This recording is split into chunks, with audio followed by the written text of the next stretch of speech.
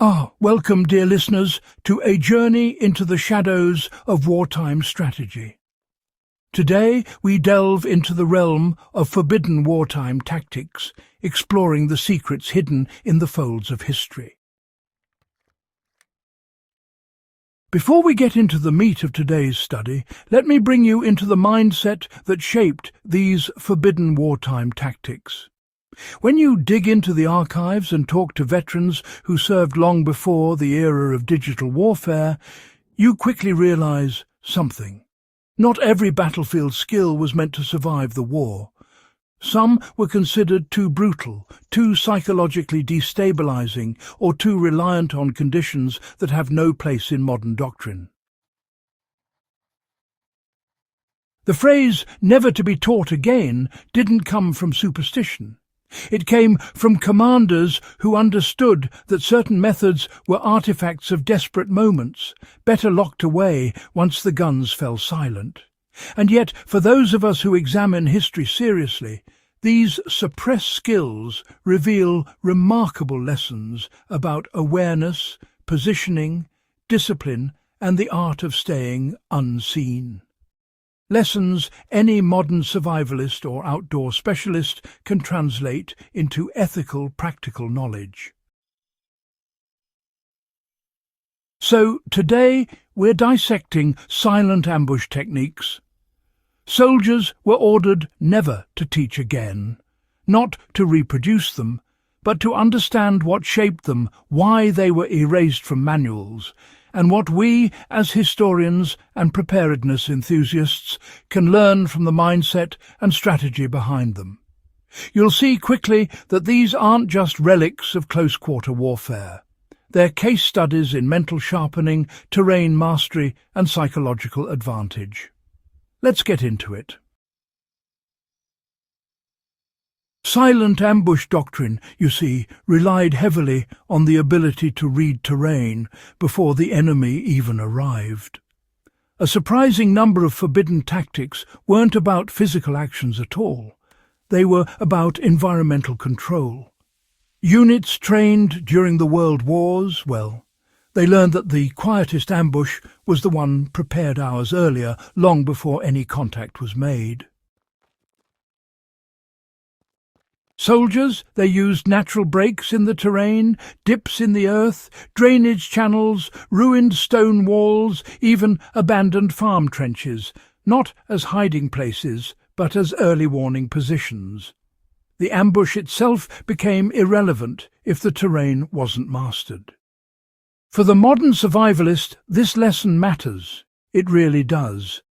You may never be in a wartime ambush, but in wilderness settings, mapping terrain mentally the moment you enter an unfamiliar area becomes a powerful safety skill.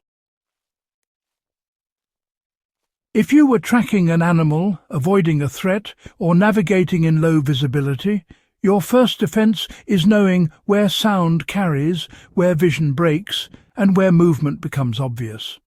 This is exactly the mindset those soldiers were drilled in, long before any action took place. One of the most suppressed elements was the discipline of controlled stillness. It's not just about being quiet. It's about being completely neutral to the environment around you. Armies, eventually phased this training out because it demanded levels of endurance and physiological control that were considered, unhealthy for long-term soldiers. But historically, units were taught how to slow their breathing, control involuntary sounds like shifting equipment, and really to become indistinguishable from the landscape itself. This is actually highly relevant today for anyone practicing wildlife observation hunting or, say, reconnaissance during emergencies. You don't need to adopt those wartime extremes, but you can train yourself to minimize unnecessary movement, to settle the body into natural resting positions, and to control the noise you create in brush or forest undergrowth. Try sitting in one outdoor spot for just 5 minutes without readjusting your weight, shifting your feet, or checking your gear. It's far more difficult than people assume, and honestly, it builds a kind of environmental awareness the old manuals once demanded. Another forbidden skill involved sound masking through environmental timing rather than tools. Many early ambush doctrines relied on synchronization with external noise. Artillery in the distance, wind gusts through ruined buildings, or the natural rhythm of nighttime insects. Eventually, instructors stopped teaching this because modern battlefields no longer offer predictable background noise. But historically, this technique offered soldiers a way to move undetected by letting nature shield them.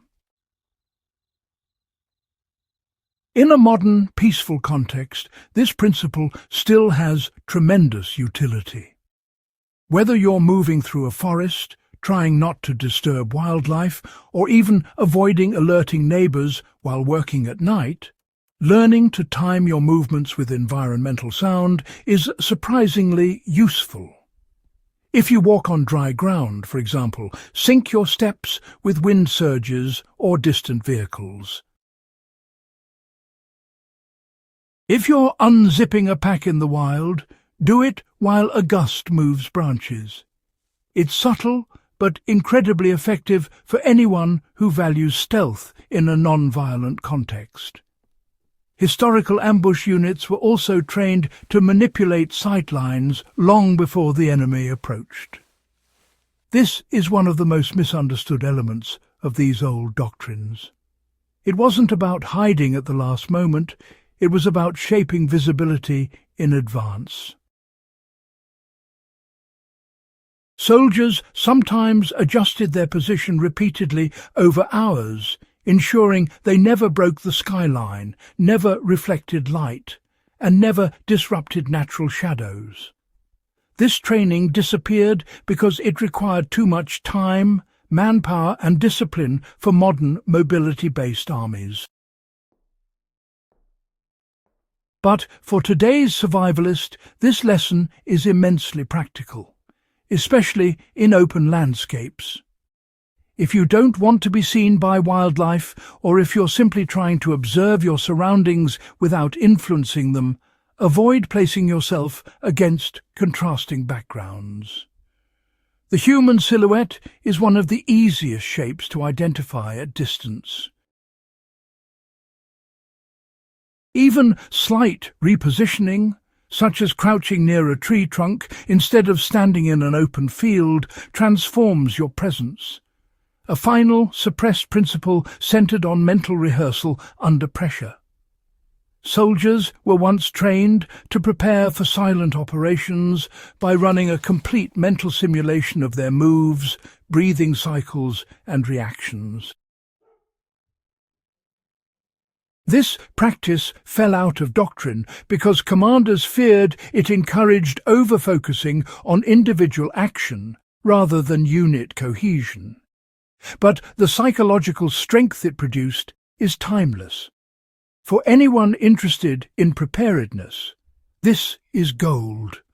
Whether you're planning an exit route during an emergency, a long-distance hike, or even a routine outdoor task, running quiet mental rehearsals can sharpen reaction times and reduce mistakes. It's not about combat, it's about being mentally ahead of the moment.